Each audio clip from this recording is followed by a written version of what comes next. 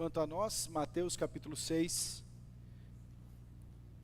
seguindo a série de mensagens no Sermão do Monte, Sermão da Montanha, nós leremos dos versículos 16 a 18, que na atualizada traz o título Como Jejuar. Jesus está ainda ensinando os seus discípulos acerca de práticas espirituais, e é sobre estas que trataremos aqui nesta noite. Eu dei o título de Jejum, Fome de Deus, eu creio que vai subir aí logo. Não é não, Mari? Ela não sinalizou nada, mas eu estou na esperança. Jejum, Fome de Deus. E hoje trataremos acerca deste tão importante tema, prática espiritual, disciplina espiritual para a nossa vida. Acharam, irmãos?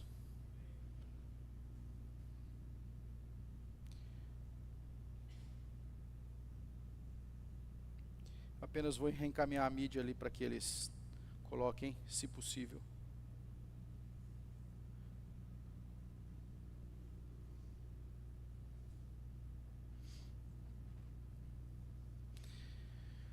Vamos ler a palavra de Deus, meus irmãos. Diz assim a Escritura: quando jejuardes, não vos mostreis contristados como os hipócritas, porque desfiguram o rosto com o fim de parecer aos homens que jejuam. Em verdade vos digo que eles já receberam a recompensa. Tu, porém, quando jejuares, unge a cabeça, lava o rosto, com o fim de não parecer aos homens que jejuas, e sim ao teu Pai em secreto, e teu Pai, que te vê em secreto, te recompensará. Oremos. Senhor, obrigado pela tua bendita e santa palavra. Obrigado pela verdade eterna que instrui, que alimenta, que orienta os nossos corações. Nós te agradecemos porque tua bondade é sobre o teu povo. E nós oramos pelo nosso país.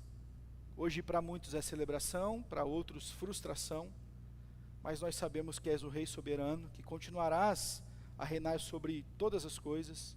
Então, ó bom Deus, continue sobre nós, tenha compaixão e abençoe o teu povo, em nome de Jesus. Amém. Irmãos amados, nós estamos diante de um texto em que Jesus está reafirmando práticas espirituais. A estética da espiritualidade pode ser agradável, vistosa, boa aos olhos, mas só Deus conhece o coração. Cantamos letras profundas agora, por exemplo, com emoção, com verdades bíblicas. Mas Deus é aquele que sabe se de fato cantamos com o nosso coração, se os louvores não foram apenas de lábios, mas sim de vida. O problema da classe religiosa na época de Jesus não era cumprir os ritos, nem tampouco ter aquilo que a Bíblia afirmava como prática, como hábito espiritual. A grande questão repousava na motivação do coração. Por isso nós já vimos aqui 3 aspectos. O primeiro deles, pregado pelo seminarista Eliezer, é: quando você for dar esmola, não carregue uma trombeta com a outra mão. Quando você fizer o bem a alguém, não cuide para receber os louros, os aplausos, os afagos da sua bondade. Por quê? Faça ao seu Deus que te contempla. Olha como é salutar, como é oportuno esta reflexão de Cristo em tempo de tamanha exibição, de selfies, de fotos, de compartilhamentos, de filtros e stories à torto e à direita. A segunda coisa que nós aprendemos recentemente é que Jesus nos ensinou: quando você for orar, não ore para ser visto. Não busque status, não busque saldo espiritual diante das pessoas. Tenha uma vida em secreto com o teu Deus, porque aquele que te vê em secreto, este te dá recompensa. Os fariseus que oram nas praças para serem vistos, estes já receberam a recompensa. Você fala com seu pai, porque o seu pai que te vê em secreto te recompensará. Jesus não está censurando a oração pública. Aliás, os apóstolos oraram publicamente. A igreja deve orar em comunidade e orar publicamente. O que Jesus está confrontando é a motivação do coração. E agora ele entra num terceiro aspecto da espiritualidade, dos hábitos e das práticas espirituais. E qual é esse terceiro aspecto? O jejum. Por isso que eu intitulei jejum como fome de Deus. Porque este trocadilho aplica-se bem. Quando jejuamos, nós abdicamos de alimento físico, de abastecer a nossa carne, porque desejamos o pão do céu. Nós renunciamos à comida da terra para nos alimentarmos daquilo que Deus tem para nós. Então, é importante que entendamos isso aqui. O jejum é bíblico. Reis jejuaram, juízes, homens de Deus, nações inteiras. Hoje pela manhã eu falava os ninivitas. Em ocasiões especiais, espetaculares, excepcionais, o povo de Israel jejuava. Havia apenas um dia que eles tinham que jejuar, que era o dia nacional do perdão. Eles deveriam jejuar diante de Deus. Naquele dia sim era mandado que eles jejuassem. Mas sempre relacionado ao jejum, estava uma postura de humildade e quebrantamento. Lembre-se de Nínive, por exemplo, que eu acabei de citar. Quando o povo de Nínive se põe a jejuar, eles se vestem de panos de saco, põem cinzas sobre a cabeça. É um sinal de humilhação, de quebrantamento. Ligado, atrelado ao jejum, sempre estava uma postura de quebrantamento, historicamente falando. O que acontece com os fariseus? Eles começam a se acostumar, eles jejuam corretamente 2 vezes por semana, mas eles fazem questão de manter aquela postura para significar espiritualidade, para demonstrar às pessoas. Então eles não arrumavam-se, eles não arrumavam o cabelo, eles desfiguravam o rosto, eles faziam caras de piedosos, de quebrantados, de humilhados pelo jejum. Então todas as pessoas conseguiam facilmente identificar alguém que estava jejuando. E Jesus diz, não é assim. Não deve ser desta forma, não deve parecer aos homens que jejuas. Mas não significa que não temos que jejuar. Jejum é uma prática, é uma disciplina espiritual, é um hábito que todo crente deveria ter. Tal qual a oração, tal qual a leitura bíblica, ocasionalmente o jejum é recomendado para o povo de Deus. É claro que existem casos de debilidades, de enfermidades, e obviamente não se aplica neste caso. Mas aquele que tem saúde deveria buscar. Nós vamos aprender com Jesus a prática do jejum.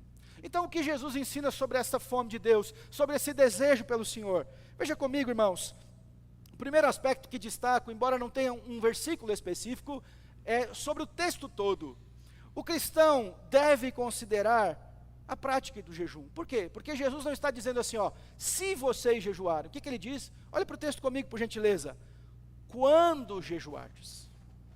Do mesmo modo sobre a oração e sobre a esmola, Jesus está pressupondo, e até é complicado usar essa expressão do português para Deus, mas Jesus está dizendo, vocês vão jejuar, como vocês vão orar e como vocês vão dar esmolas. Então, quando você jejuar, porque Jesus está pressupondo que todo discípulo dele tem uma prática de jejum. Olha que prática esquecida, irmãos. Lembra que uma vez os discípulos, ou um grupo de pessoas, na verdade os discípulos de João, vieram até Jesus e perguntaram, nós estamos observando, os teus discípulos não jejuam. Está lá em Mateus capítulo 9, versículos 14 e 15. Vieram depois os discípulos de João e lhe perguntaram, por que jejuamos nós e os fariseus, muitas vezes, mas os teus discípulos não jejuam? Respondeu-lhe Jesus, por acaso estar tristes os convidados para o casamento enquanto o noivo está com ele? Dias virão, contudo, em que lhes será tirado o noivo, e nesses dias hão de jejuar. Jesus está dizendo que, após ser assunto aos céus, os seus discípulos teriam a prática do jejum. E nós temos negligenciado a prática de hábitos, de disciplinas espirituais, constantemente. Todos nós aqui, em sã consciência, diríamos, a igreja precisa de mais poder de Deus. A igreja precisa de avivamento genuíno, não fabricado, mas de verdade.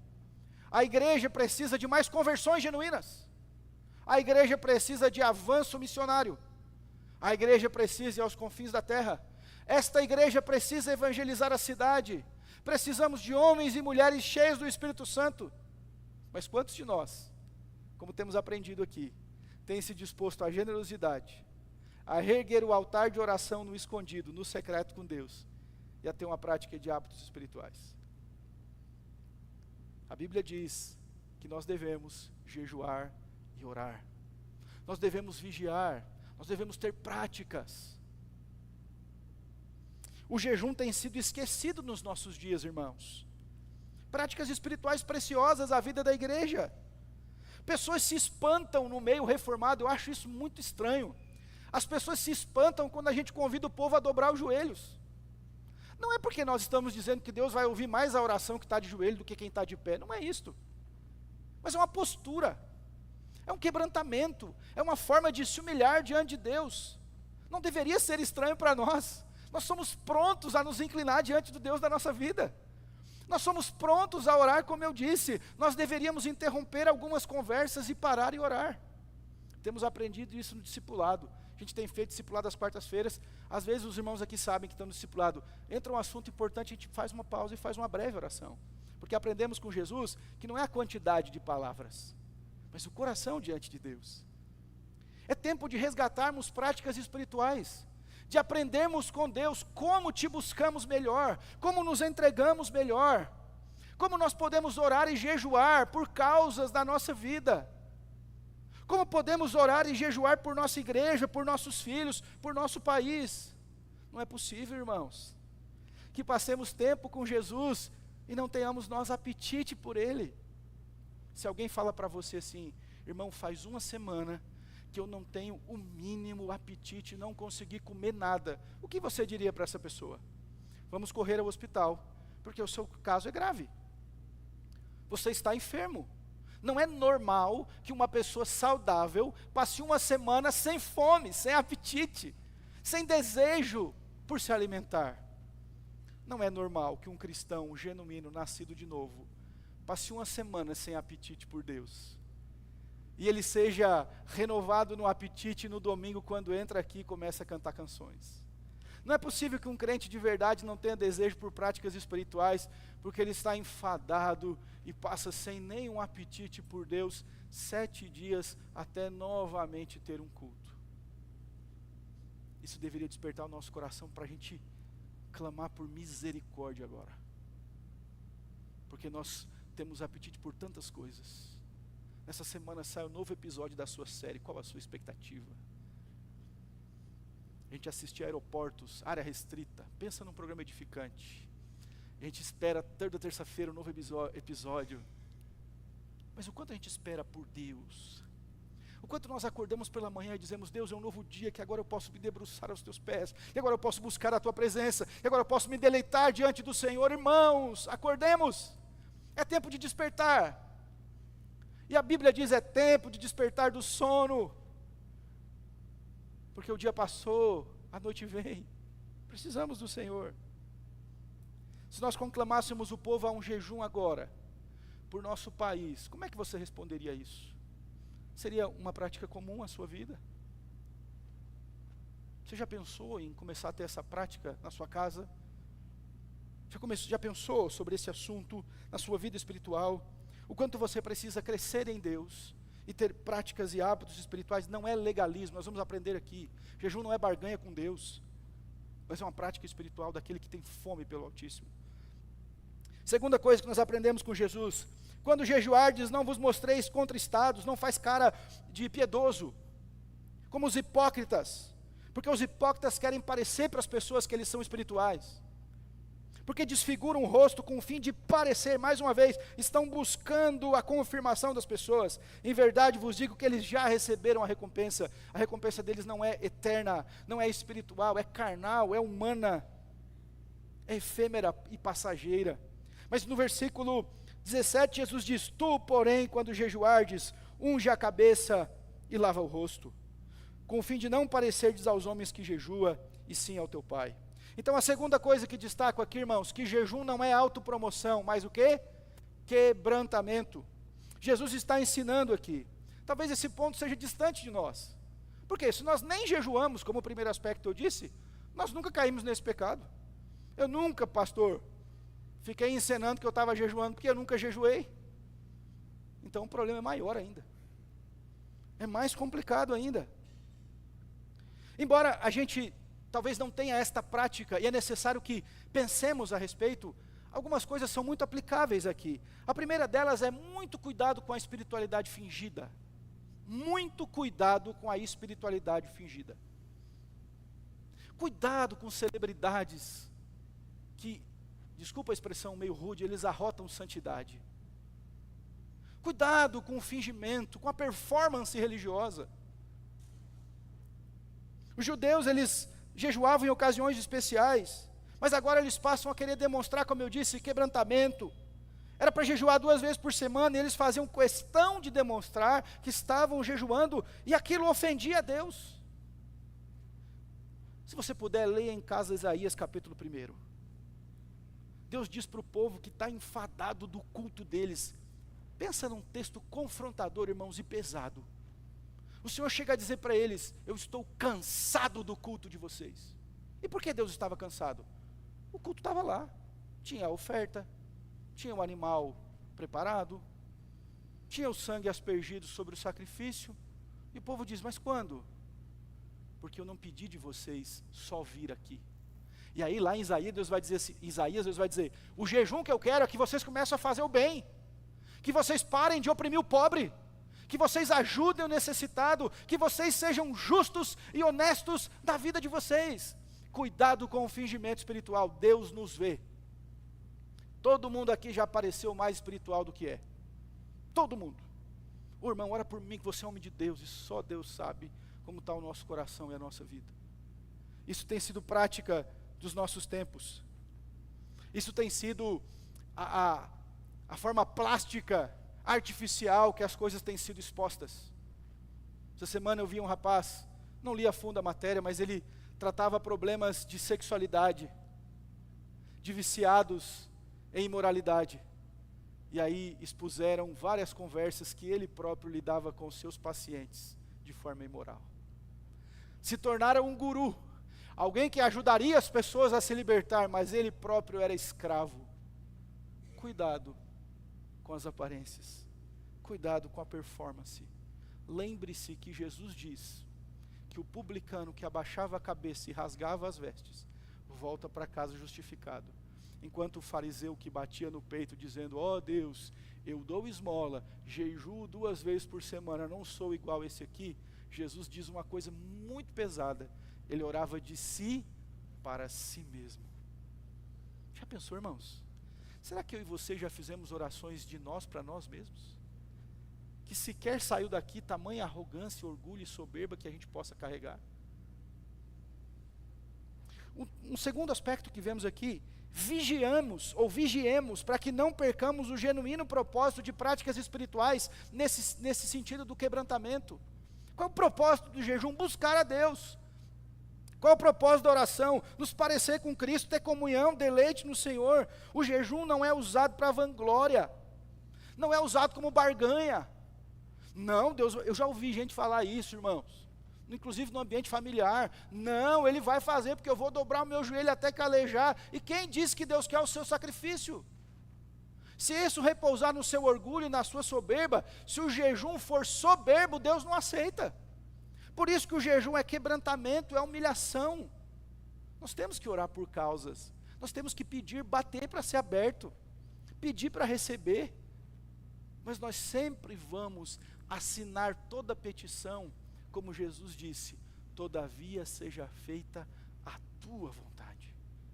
Cuidado, para não esquecer do propósito. Para que existe o culto? Para a gente se mostrar? Como diz os nossos amigos, para se amostrar uns para os outros? Para desfilar roupa nova? Para fazer corte em rede social? Nós estamos aqui para cultuar o Altíssimo, para bendizer o Deus da nossa vida, e nós não somos dignos de dizer uma palavra se não fosse por meio de Jesus. No Antigo Testamento nós seríamos fulminados por estar diante de Deus, por ousar adorar Ele, sem estar pronto para isso, mas por meio de Cristo nós podemos fazê-lo. Os fariseus tinham as práticas, mas as desvirtuavam. Terceiro aspecto aqui: não é errado que outras pessoas saibam que você está jejuando. Eu sei que as pessoas interpretam esse texto e dizem assim: eu estou jejuando, eu preciso, inclusive, não demonstrar para ninguém que eu estou jejuando. E aí o homem de Deus que ouviu esse sermão, nessa semana, vai jejuar na sua casa. Paulo diz, em parte conhecemos, em parte profetizamos, estou profetizando aqui. O homem de Deus vai jejuar. E aí chega lá no almoço, a esposa olha para ele e fala, vamos almoçar, meu bem? Ele diz, não vou. Ué, por quê? Porque não vou. E aí fica aquele dilema, por que você não vai? Você está bem? Não, não vou. Fala para mim, aconteceu alguma coisa? Não gostou, entendeu? Não é pecado, irmãos. É óbvio que a família tem que saber que eu estou orando ou jejuando. Se eu vou para o meu quarto para orar, eu tenho que avisar minha esposa. Eu vou ter um tempo com Deus. Cuida das crianças, dos filhos. Ou se alguém ligar no meu celular, você atende e depois me passa o recado. Porque eu vou ter um tempo com Deus. Você não está buscando autopromoção com a sua esposa. A igreja pode marcar um dia para o jejum, todos vão saber. Desde que no nosso coração não haja o desejo de receber aplauso das pessoas. Então não é pecado. Não, eu estou jejuando. Por exemplo, a gente sabe que em uma época específica, outras religiões passam semanas e meses em consagração na religião deles, em jejum. Não é pecado dizer que estamos jejuando. Então tire isso da sua cabeça e dizer, eu não consigo, pastor, porque lá em casa quando eu vou jejuar, minha esposa descobre, é óbvio, ela mora com você. Então você tem que fazer isso e dizer, olha, hoje eu vou me consagrar a Deus. E quando a esposa e o esposo é sábio, ele não faz muitas perguntas. E ele inclusive toma cuidado. Não vai ficar tentando a pessoa, né, no jejum. Que bom que você vai jejuar, que eu vou fazer a sua comida preferida nesse dia. É pouco sábio. Então a gente cuida, inclusive colabora com práticas espirituais dos outros. Por que uma família não pode jejuar? Por que um casal não pode jejuar?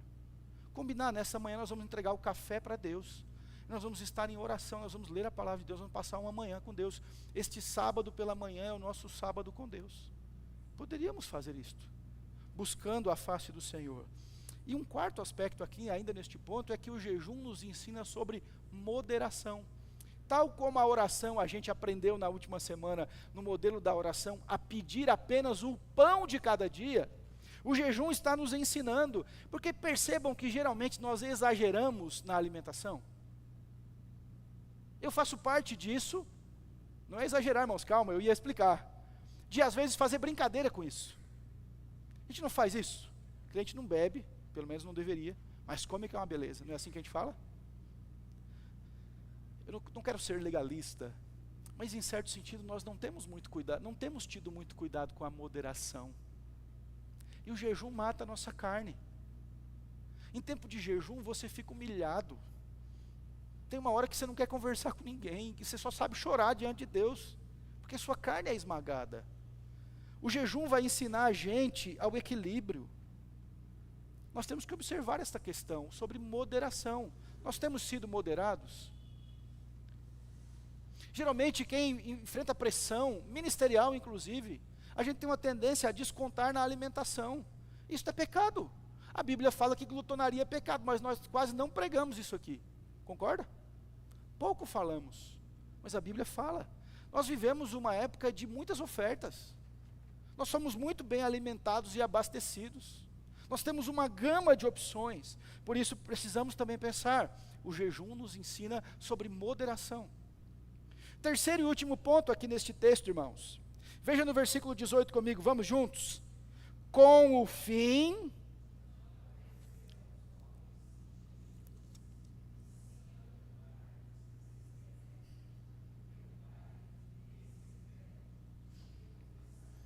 Leia comigo esse ponto, por gentileza. O cristão...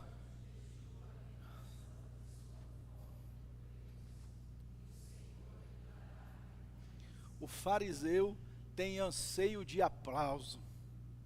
O religioso hipócrita quer os acenos, as considerações, o menear a cabeça das pessoas. Ó, lá vai um grande homem. Mas Jesus ensina os seus discípulos: eu vou ensiná-los um novo caminho. E este caminho é o caminho do quebrantamento. Este caminho é a mesma frase.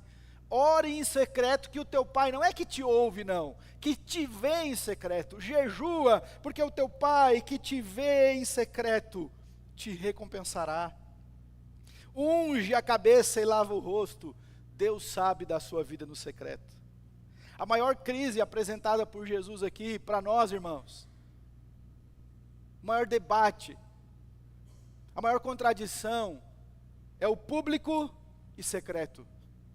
A nossa vida no particular tem sido concordante com a vida que apresentamos no público, na vida da igreja? Nós somos tão adoradores em casa, quando depois desse domingo corrido, a pia está cheia, nós somos tão adoradores quanto nós somos aqui com mãos erguidas e olhinhos fechados e carinha de crente quebrantado? Nós somos tão prontos a servir o Senhor, como somos aqui no ambiente em que as luzes estão sobre nós? Jesus está apresentando para nós um dilema. Ore para o seu Pai em secreto, jejue em secreto. A recompensa vem de Deus. Temos um exército de pessoas nesse nosso país que se apresentam como religiosas publicamente. Sabem sorrir, cantar, pregar, falam frases de efeito, mas a vida particular é um desastre. São maus pais, mães, maridos, esposas, colegas de trabalho, são péssimos. Se você entregar um microfone na mão deles, parece que eles vieram mandados diretamente do céu. Os vultos do passado se envergonhariam por tamanha espiritualidade demonstrada, mas a vida particular não condiz com a vida pública. Quem você é quando ninguém te vê? Como você tem alimentado a sua vida no secreto com Deus?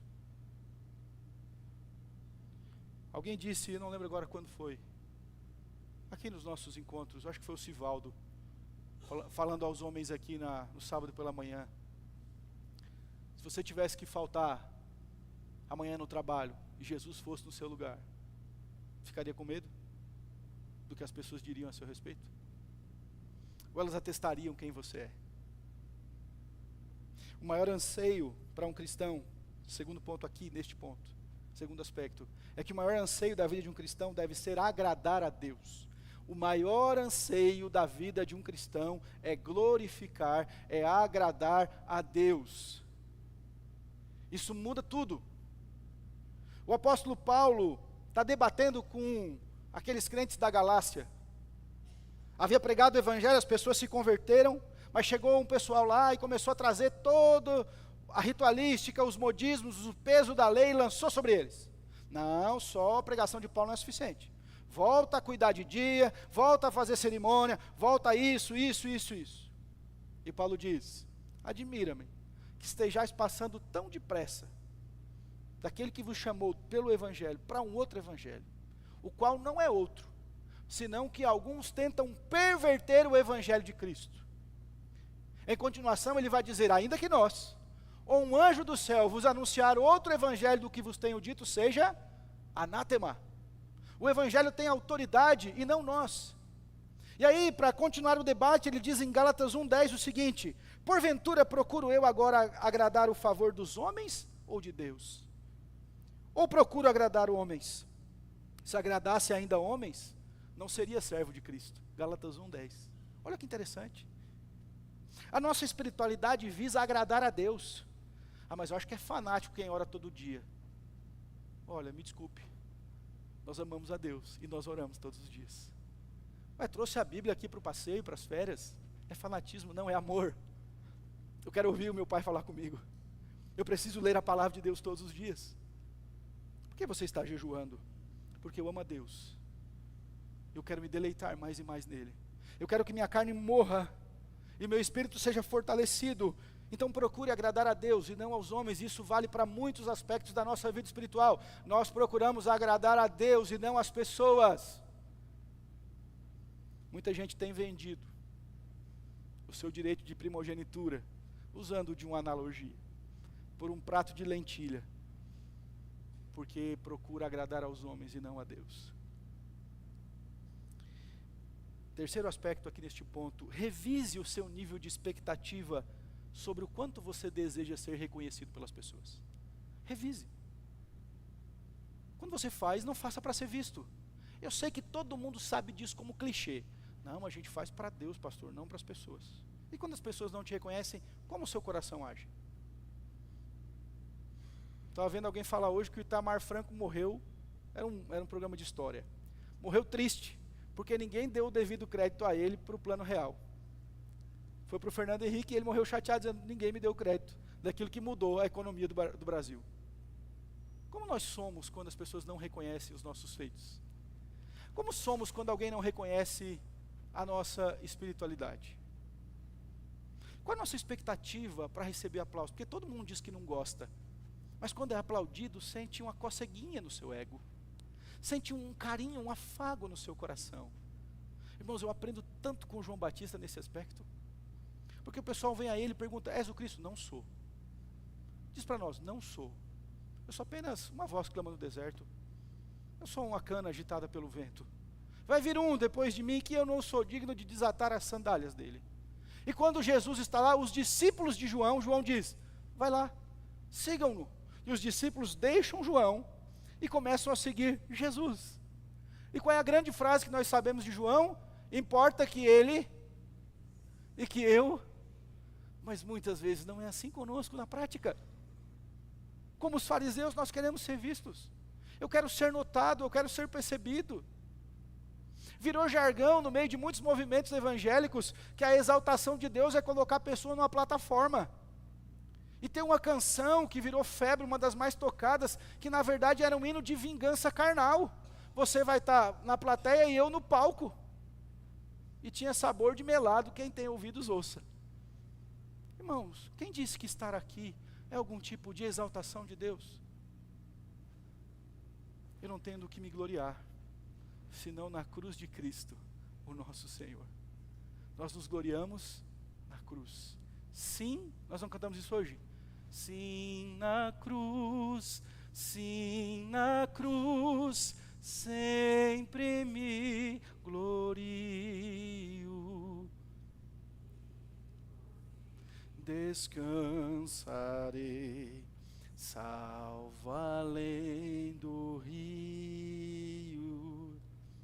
Concluindo, devemos jejuar para que o nosso apetite por Deus aumente, para que a nossa carne seja mortificada para a glória de Deus. Se você não tem práticas espirituais na sua vida, você não é um cristão saudável. Se você não ora, não lê a palavra de Deus e não tem hábitos espirituais, você precisa nessa noite se arrepender e crescer em Deus. Irmãos, Deus nos livre, já falei isso aqui muitas vezes, Deus nos livre de sermos cristãos nominais. Essa é uma praga que tem afetado a igreja moderna. Deus nos livre disso. A gente está aqui esperando até a última hora e descobrir que nós nunca fomos ovelhas, e sim bodes. Deus nos livre disso. Segunda coisa, jejum deve ser sempre acompanhado de oração. Jejum não é dieta. Deixei de comer, fui para o parque, hoje vai ser um dia de diversão, mas não vou comer porque eu estou jejuando. Não, você não está jejuando. O jejum é sempre acompanhado de oração. Pastor, mas eu estou no trabalho, como eu faço? Mantenha um espírito de oração. Deixe daquele dia de alimentar sua carne, não vá assistir vídeos engraçados em rede social. Mantenha o espírito com Deus, está trabalhando, está jejuando, está orando ao Senhor. O jejum sempre é acompanhado da oração. Terceiro, nós devemos lutar contra a espiritualidade do palco, das luzes, dos holofotes, e buscar o secreto em Deus. Todos nós. Jejue para a glória de Deus. Pratique disciplinas espirituais que conduzirão você ao crescimento espiritual. Amém? Quero orar com você. Pode ficar sentado e o grupo de louvor vai vir aqui para a gente cantar esse cântico Vinho em Pão.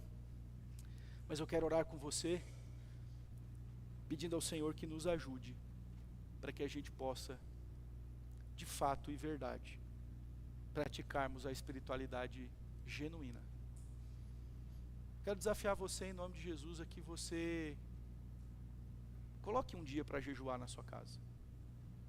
Nós vamos estudar isso aqui em Escola Bíblica Dominical. Procure o que a Bíblia diz a respeito.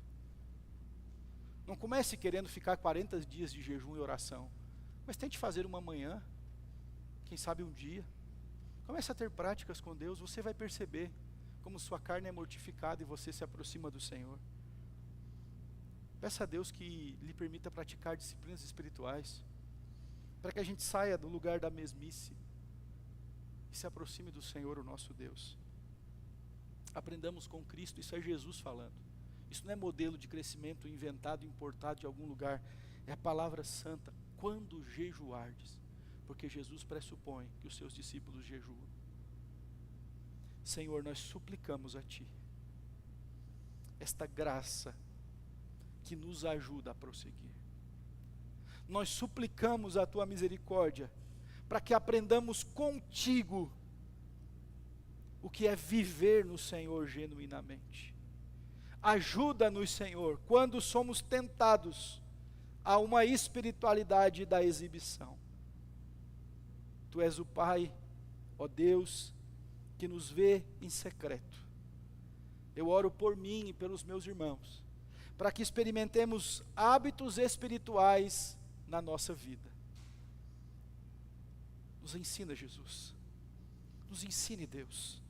Nos ajude para que amemos o Senhor de fato e de verdade, e para que pratiquemos na nossa vida.